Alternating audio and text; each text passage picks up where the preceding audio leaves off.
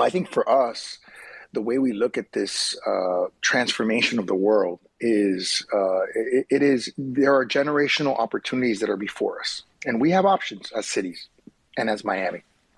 We can decide we want to take advantage of these generational opportunities and try to solve some of these age-old problems like income inequality and fairness and access to opportunity. And we've seen throughout the history of this country and throughout the history of humanity that cities that have even preeminence, right, in terms of industrial preeminence, when there's a major disruption, if they don't pivot during that time, they can not only fall behind, but they can actually suffer some significant consequences. But for us, we realized that there's a moment in time where we wanted to capitalize on, where you had generational inflection of generational disruption from an industrial economy to a digital economy, at the same time as you're seeing sort of a passing of the baton from one generation, which is the boomer generation, to the next generation.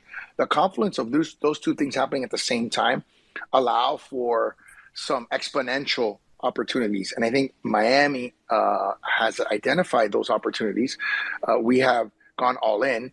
And I think this sister city relationship, with Wiami is one of those, opportunities. I had somebody the other day sort of joking, but it was kind of a funny but great idea, where they said, you should run for president of the metaverse. And, I think, what I think is interesting about the metaverse is the concept that there are no boundaries, there are no limits.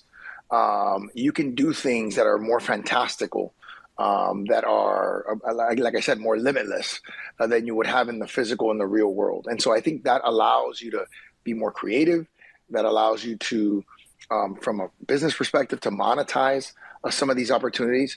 But I also think it could potentially create more fullness and richness in terms of a life that we're always looking for meaning in and we're always excited about.